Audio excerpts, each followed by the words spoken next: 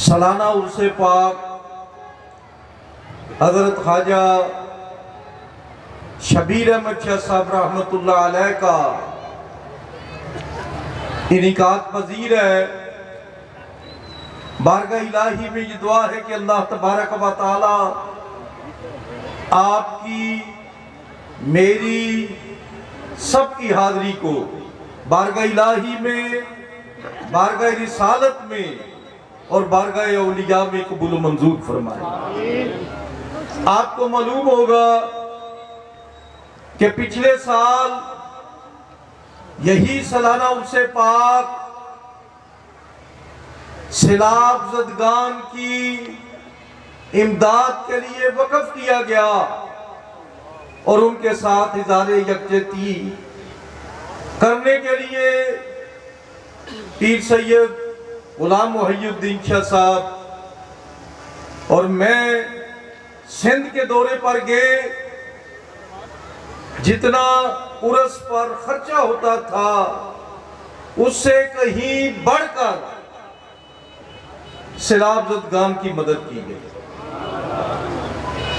اور یہ عرس پاک جو آج انعقاد پذیر ہے فلسطین کے مسلمانوں کے ساتھ اظہار یکجہتی کے طور پر منایا جا رہا ہے۔ آپ کو معلوم ہے میرے اور آپ کے آقا کا یہ فرمان ہے کہ مسلمان ایک جسم کی مانند ہے، جسم کے کسی حصے کو بھی تکلیف پہنچے پورا جسم اس کی تکلیف کو محسوس کرتا ہے۔ آج غزہ کے مسلمانوں پر بمباری کی جا رہی ہے، بربریت اور ظلم کی انتہا کی جا رہی ہے۔ میں سمجھتا ہوں سرکار کے فرمان کے مطابق مسلمان وہ ہے جو غزہ کے بھائیوں کے درد کو محسوس کرتا ہے، جو ان کے درد کو محسوس نہیں کرتا اس کو مسلمان کھلانے کا حق نہیں ہے۔ آج اگر بلنکن جو امریکہ کا وزیر خارجہ ہے وہ اسرائیل جاتا ہے تو کیا کہتا ہے کہ یہاں پر میں امریکہ کا وزیر خارجہ بن کر نہیں آیا بلکہ ایک یہودی بن کر آیا ہوں۔ اور یارو مسلمان میں یہ غیرت ہونی چاہیے۔ جو مسلمان اس وقت 150 کروڑ یعنی 1.5 ارب سے بھی زیادہ مسلمان اس وقت موجود ہیں، اس کو دلائی دے، اور 57 ممالک مسلمانوں کے ہیں۔ ایک چھوٹا سا ملک اسرائیل جو کہ قابض ملک ہے، جس نے فلسطینیوں کی زمین پر قبضہ کیا ہوا ہے، اس کا کیا مقابلہ نہیں کر سکتے؟ اسلام کے نام پر اگر بلنکن یہ کہہ سکتا ہے امریکہ کا وزیر خارجہ ہو کر کہ میں یہودی ہونے کے ناطے سے یہاں پر آیا، تو کیا مسلمان یہ نہیں کہہ سکتے وہ ہمارے بھائی ہیں اور ان کی مدد کرنا ہماری ذمہ داری ہے؟ ہم مسلمان بن کر ان کے شانہ بشانہ لڑیں گے اور ان کے ساتھ کندھے سے کندھا ملا کر ان کے ساتھ اپنی جانوں کو بھی قربان کریں گے۔ برادران اسلام، اس وقت جو افغانستان میں 20 سالوں میں امریکہ نے بمبارمنٹ کی، بم برسائے، 20 سال میں 1 مہینے میں اس سے زیادہ بم جو ہے وہ اسرائیل نے غزہ کی پٹی پر برسا دیے ہیں۔ تو مسلمانوں کو ہوش کے ناخن لینا چاہیے۔ 150 کروڑ مسلمان اور اس کے مقابلے پر یہودی کتنے ہیں؟ 1.5 کروڑ۔ 1.5 کروڑ کے مقابلے پر 150 کروڑ مسلمان موجود ہیں، اور پھر ان کی موجودگی میں غزہ کے بھائیوں کے ساتھ کیا ہو رہا ہے؟ ایک وقت تھا کہ جب مسلمان کا ایمان مضبوط تھا تو اس وقت 313 ایک طرف تھے اور 1000 کا لشکر بدر کے میدان پر کفار کی طرف سے تھا. تو یہ بے سر و سامان کچھ یوں لڑے سامان والوں سے کہ ان کے ہاتھ نہ رکتے تھے، نہ ہودوں سے نہ ڈالوں سے. کیا میر حمزہ نے حملہ اس طرح قرشی جلیلوں پر جیسے شیر آن پڑتا ہے جنگل میں فیلوں پر. کہیں مولا علی کے تیغے جوہردار کا گل تھا، خدا کے فضل سے مولا علی غالب الکل تھا. حضرت ابوبکر صدیق نے بھی جس مغرور پہ ہاتھ ڈالا، بچھاڑا، سینے پر چڑھے، قتل کر ڈالا، غلامان محمد میں کسی سے کم نہ تھا کوئی. غلامان محمد میں کسی سے کم نہ تھا کوئی. ارے بھوکے پیاسے تھے مگر بے دم نہ تھا کوئی. وہ بدر کے میدان میں لڑے، سرکار کی قیادت میں لڑے. اور آج ہم سمجھتے ہیں کہ آج بھی ہمارے لیے وہی قیادت ہے. اگر نبی ہمارے نزدیک تو زندہ ہیں، اگر غائب ہیں تو رحمت کے خزینے میں ہے، اگر حاضر ناظر ہے تو ہمارے سفینے میں ہے، سید البشر ہے تو مدینے میں ہے، اور اگر نور ہے تو ہر مومن کے سینے میں ہے. آج بھی مومنوں اپنے سینے کی طرف دیکھو، اپنے ایمان کی طرف دیکھو اور اپنے بھائیوں کی مدد کے لیے لبیک کہتے ہوئے یہ نعرہ لگا دو. صرف نعرہ نہ لگاؤ بلکہ عملی طور پر قدم اٹھاؤ، اور قدم اٹھاتے ہوئے یہ کہتے جاؤ لبیک یا غزا لبیک، لبیک یا غزا لبیک. تو سامعین محترم، آج کا عرص پاک جو ہے وہ غزہ کے مسلمانوں کے ساتھ اظہار یکجہتی کے طور پر منایا جا رہا ہے. ان کے پاس بدر میں مسلمانوں کے پاس کیا تھا؟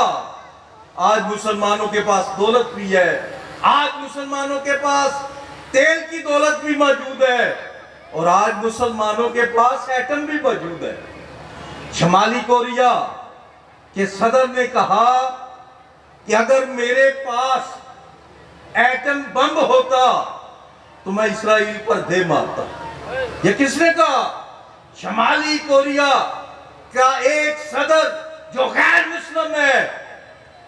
وہ حقیقت میں مسلمانوں کی غیرت کو للکار رہا ہے. کیا مسلمانوں، او پاکستان والوں، تمہارے پاس تو وہ ایٹم بم بھی موجود ہے.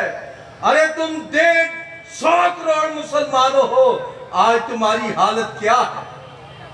آج اسرائیل چھوٹا سا ملک تمہیں للکار رہا ہے. وہ اسرائیل جو کسی کی بات سننے کے لیے تیار نہیں ہے، وہ اسرائیل جو کہ UN کو بھی نہیں مانتا، وہ کسی کو خاطر خواہ میں نہیں لاتا. اور یارو، اس وقت ہمارے پاس کچھ بھی نہ تھا بدر کے میدان میں، لیکن جذبہ ایمان تھا. اللہ تبارک و تعالی نے فتح و نصرت نصیب فرمائی. اور اس وقت حالت کیا تھی؟ تھے ان کے پاس 2 گھوڑے، 6 زرہیں اور 8 شمشیریں. پلٹنے آئے تھے یہ لوگ دنیا بھر کی تقدیریں، مگر یہ لشکر ساری دنیا سے انوکھا تھا، نرالا تھا. کیوں؟ اس لشکر کا افسر کالی کملی والا تھا. تو آج بھی اس کالی کملی والے کا نام لینے والوں، تمہیں اپنے بھائیوں کے لیے، بھائیوں کی مدد کے لیے ہر قسم کا تعاون کرنا ہوگا. میرے آقا نے فرمایا ظالم کی بھی مدد کرو، مظلوم کی بھی مدد کرو. عرض کی یا رسول اللہ، مظلوم کی تو مدد ہوگی، ظالم کی مدد کیسے کریں؟ فرمایا ظالم کو اس کے ظلم سے روک کر ظالم کی مدد کرو، اور مظلوم کی مدد کو پہنچ کر اس مظلوم کی مدد کرو. میرے اور آپ کے آقا فرماتے ہیں کہ ایک کل قیامت کے دن سب سے پہلے اللہ تبارک و تعالی قتل ناحق کا فیصلہ فرمائے گا، اور جس نے کسی کو ناحق قتل کیا، بلکہ سیدنا عمر فاروق نے سنا کے 5 یا 7 لوگوں کو ایک بندے کے مقابلے پر قتل کیا قصاص میں، اور فرمایا کہ اگر سنا کے تمام لوگ بھی اس قتل میں شریک ہوتے تو عمر فاروق تمام کو قتل کرنے کا حکم دیتا تھا۔ آج 10,000 سے زائد مسلمان فلسطین میں شہید کیے جا چکے ہیں، 25,000 وہاں پر زخمی ہے، ہسپتالوں پر بمبارمنٹ کی جا رہی ہے۔ ارے وہاں پر اسرائیل کہتا ہے کہ فلاں علاقے کی طرف چلے جاؤ، جب وہ علاقہ چھوڑتے ہیں تو ان پر پھر بمبارمنٹ کرتا ہے، اور پھر کیا کہتا ہے کہ اس میں تو حماس کے لوگ بھی تھے، اور کہتا ہے امریکہ کہ حماس کے لوگوں نے پہلے اٹیک کیا، انہوں نے جارحیت کی۔ تو یاد رکھیے اسرائیل جو ہے ایک قابض ملک ہے، اسرائیل ایک دہشت گرد ملک ہے، اور حماس والے جو ہے وہ اپنی آزادی کی جنگ لڑ رہے ہیں۔ اور مجھے یہ کہنے میں کوئی کسی قسم کا آر نہیں ہوگا کہ OIC کو کم از کم یہ ضرور کہنا چاہیے تھا کہ اسرائیل ایک ٹیررسٹ کنٹری ہے، اور حماس والے جو ہے وہ فریڈم فائٹر ہے۔ حماس کے لوگ جو ہے وہ اپنی جنگ لڑ رہے ہیں۔ ارے UNO کی کیا بات کروں، جو آج تک کشمیر کے مسلمانوں پر اپنی قراردادوں کے مطابق عمل نہیں کروا سکا، اس نے فلسطین کے مسلمانوں کی کیا مدد کرنی ہے؟ تو مسلمانوں، یہ وقت ہے اپنے ایمان کو پختہ کر کے ایک پلیٹ فارم پر اکٹھے ہو کر یہود و حنود کا مقابلہ کیا جائے۔ اور میرے آقا فرماتے ہیں یہ یہود و حنود جو ہے مسلمانوں کے دوست نہیں ہو سکتے، یہ اللہ کا فرمان ہے اور میرے آقا کا اعلان ہے۔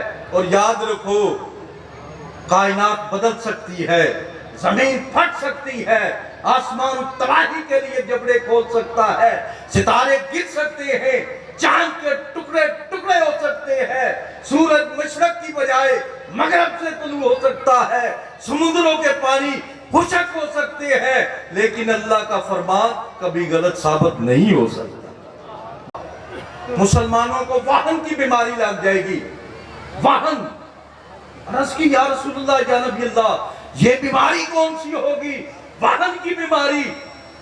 تو میرے آقا فرماتے ہیں حب الدنیا وکراہت الموت، اور دنیا کی محبت تمہارے دلوں میں زیادہ ہو جائے گی اور موت سے تم ڈرو گے۔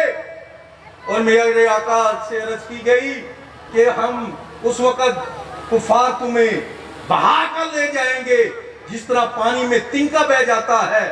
عرض کی یا رسول اللہ ہم کمزور ہوں گے، فرمایا مالی طور پر مضبوط ہو گئے، یا رسول اللہ ہم تعداد میں کم ہو جائیں گے۔ تو میرے آقا کیا فرماتے ہیں؟ تعداد میں بھی تم زیادہ ہوگے، لیکن وجہ کیا ہوگی کہ دنیا کی محبت تمہارے دلوں میں چلی جائے گی۔ حب الدنیا وکراہت الموت، اور موت سے تم بھاگو گے۔ اگر تم موت سے بھاگو گے، دنیا سے محبت کرو گے، تو یہ 150 مسلمان جو ہے یقیناً ان کو اسرائیل یہودی تنکے کی طرح بہا کر لے جائیں گے۔ لیکن آج آؤ اسی فرمان کی طرف آؤ، اسی اعلان کی طرف آؤ جو اعلان میرے آقا کا تھا۔ اور بدر کے میدان میں تھے ان کے پاس 2 گھوڑے، 6 زرہیں اور 8 شمشیریں، پلٹنے آئے تھے یہ لوگ دنیا بھر کی تقدیریں، مگر یہ لشکر ساری دنیا سے انوکھا تھا، نرالا تھا۔ کیوں؟ اس لشکر کا افسر ایک کالی کملی والا تھا۔ تو آج بھی کالی کملی والے کو اپنے آقا بناؤ، اپنی قیادت ان کے سپرد کرو، ان کے فرمان کے مطابق عمل کرو۔ جب ان کے فرمان کے مطابق تم عمل کرو گے تو خدا کی قسم یہ دنیا بھی تمہاری ہے اور آخرت بھی تمہاری ہے۔ یہ دنیا میں بھی تم کامیاب ہو اور آخرت میں بھی کامیاب ہو۔ اور اس سے شمالی کوریا کے صدر سے سبق حاصل کرو جو کہتا ہے کہ اگر میرے پاس ایٹم بم ہوتا تو میں اسرائیل کو ختم کر دیتا۔ اس نے غیرت دلائی ہے، پاکستان والوں کو غیرت دلائی ہے کہ تمہارے پاس بڑا سنتے تھے شاہین ہے، غوری ہے، فلاں میزائل ہے، فلاں میزائل ہے، فلاں میزائل ہے۔ کیا فائدہ ان میزائلوں کو جو وقت پر کام نہ آئے؟ اور یارو تمہارے گھر میں کلاشن کوف ہو، تمہارے گھر میں پمپ ایکشن ہو، تمہارے گھر میں توپ ہو، تمہارے گھر میں گولوں بارود ہو، لیکن کیا فائدہ جب وہ وقت پر کام نہیں آتے؟ اس ایٹم کا ہمیں کیا فائدہ ہے جبکہ یہ ہمارے کام نہیں آ رہا؟ اور پاکستان والوں، بالخصوص حکمران یاد رکھیے، عوام کی بات نہیں کرتا، ہر ملک میں عوام نے احتجاج بلند کیا ہے، بلکہ یورپ اور امریکہ میں بھی اسرائیل کے خلاف اور امریکہ کے خلاف اور یورپ کے خلاف احتجاج بلند کیا گیا، مگر غیرت جو ہے ان حکمرانوں کے لیے ہے جو مسلمانوں کے حکمران آج بنے ہوئے ہیں۔ آج پاکستان کا سربراہ، ہمارا فوج کا سربراہ ایک سید ہے، حافظ قرآن ہے۔ ارے تم نبی کی آل سے ہو، قرآن کے تم حافظ ہو، تمہاری ذمہ داری بنتی ہے کہ اس وقت اسرائیل کے مسلمانوں کی آواز پر لبیک کہو اور اپنا تن من دن سب مسلمانوں کے لیے وقف کر دو۔ تو برادران اسلام، میں سمجھتا ہوں آج کا یہ اس سے پاک پیر سید غلام محی الدین شاہ صاحب نے فلسطینیوں کے ساتھ اظہار یکجہتی کے طور پر کر کے اپنا حصہ اس میں ڈالا۔ یاد رکھیے، جہاد میں اگر کوئی مال دیتا ہے وہ بھی جہاد میں شامل ہے، اگر کوئی وہاں پر جا کر لڑتا ہے وہ بھی جہاد میں شامل ہے، اور اگر کوئی مجاہدین کو تیار کرتا ہے تو وہ بھی جہاد میں شامل ہے۔ آج میں مبارکباد دیتا ہوں کہ یہ آستانہ جو ہے یہ جہاد فلسطین میں شامل ہو چکا ہے، اور اس وہ مسجد اقصی، اور یارو یہ بہت بڑا اللہ کی قدرت بھی تھی اور سرکار کا معجزہ بھی تھا۔ میں اس کی زیادہ تفسیر نہیں بیان کرنا چاہتا، اگر تفسیر میں چلا گیا تو بڑی بات دور نکل جائے گی۔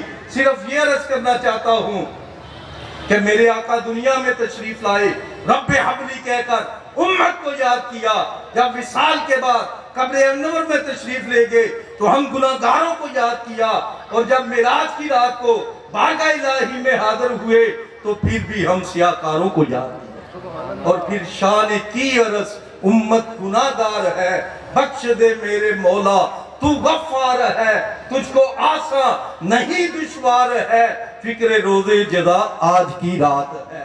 پھر یہ حق نے کہا ماں پارے نبی تو میرا چاند ہے، اور تارے نبی ایسا گھبرانا اے میرے پیارے نبی، ایسی جلدی ہی کیا آج کی رات ہے۔ تو جلوے میرے دیکھ لے، میں تجھے دیکھ لوں، تو مجھے دیکھ لے، دیکھنے کا مزہ آج کی رات ہے۔ لطف جب ہے کہ دیکھیں گے سارے نبی، ہوگی تیری شفاعت پہ رحمت میری۔ مسجد اقصی وہ مسجد اقصی ہے جہاں پر سرکار کی امامت میں تمام انبیاء نے اس مسجد میں نماز ادا کی تھی، جو کہ مسجد اقصی ہے۔ اقصی کا معنی ہے دور، یہ بیت المقدس کہلاتا ہے، اور اس کی طرف پہلے سرکار منہ کر کے نماز پڑھتے تھے۔ پھر اس کے بعد قد نرا تقلب وجہک فی السماء فلنولینک قبلۃ ترضیٰ فول وجہک شطر المسجد الحرام۔ دل میں یہ خیال پیدا ہوا کہ ہمارا قبلہ علیحدہ ہونا چاہیے، تو اللہ نے اس آیہ کریمہ کا نزول فرما دیا اور فرما دیا اے پیارے نبی، جو تمہاری چاہت ہے اسی کے مطابق ہم حکم فرما دیں گے۔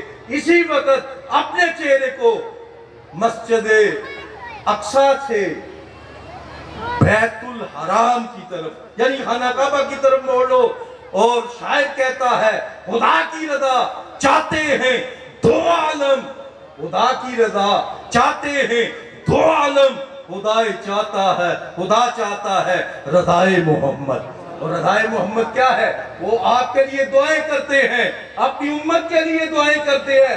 امت کو بھی چاہیے غیرت حاصل کرنی چاہیے ہمارے حکمرانوں کو بالخصوص۔ تو اللہ تبارک و تعالیٰ کی بارگاہ میں بھی کھڑے ہو کر عرض کی کہ میرے یہی خواہش ہے کہ میری گناہگار امت کو بخش دیا جائے۔ تو اللہ نے فرمایا لطف جب ہے کہ دیکھیں گے سارے نبی، ہوگی تیری شفاعت پہ رحمت میری، بخش دوں گا قیامت کو امت تیری، وعدہ تجھ سے میرا آج کی رات ہے۔ تو برادران اسلام، آج کا یہ پروگرام جو تھا وہ مسجد اقصیٰ کے لیے اور فلسطین کے مسلمانوں کے ساتھ اظہار یکجہتی کے طور پر منایا گیا، اور یہ آستانہ وہ آستانہ ہے جہاں سے ہمیشہ محبت رسول دی گئی، محبت اہل بیت رسول دیا گیا، اور محبت قرآن۔ آج آپ کے سامنے یہ بہت بڑا مدرسہ، آپ کی بھی ذمہ داری ہے، صرف نعت خوانوں کی نعت سن کر واہ واہ نہ کیا کرو، سریلے مولوی کو سن کر ہاتھ نہ ہلا دیا کرو، اپنی جیب کو خالی نہ کر دیا کرو، جو ذمہ داریاں ہیں ان کی طرف توجہ کرو۔ یہ ذمہ داری آپ کی کیا ہے؟ پیر صاحب نے یہ مدرسہ قائم کر دیا ہے، قائم کرنا ان کا کام تھا، اس کو چلانا تمہارا کام ہے۔ تو یہ تمہاری ذمہ داری ہے کہ اس مدرسے کو چلاؤ، یہاں سے مجاہدین پیدا ہوں گے، یہاں سے علماء پیدا ہوں گے، یہاں سے وہ لوگ پیدا ہوں گے جن کے دلوں میں عشق مصطفیٰ ہوگا۔ آج مولوی تو تیار کیے جاتے ہیں مگر عشق مصطفیٰ ان کے دلوں میں نہیں ہے، تو ضرورت اس امر کی ہے کہ عشق مصطفیٰ سے تمہارے دل سرشار ہوں۔ کی محمد سے وفا تو نے تو ہم تیرے ہیں، کی محمد سے وفا تو نے تو ہم تیرے ہیں، یہ جہاں چیز ہے کیا لوح و قلم تیرے ہیں۔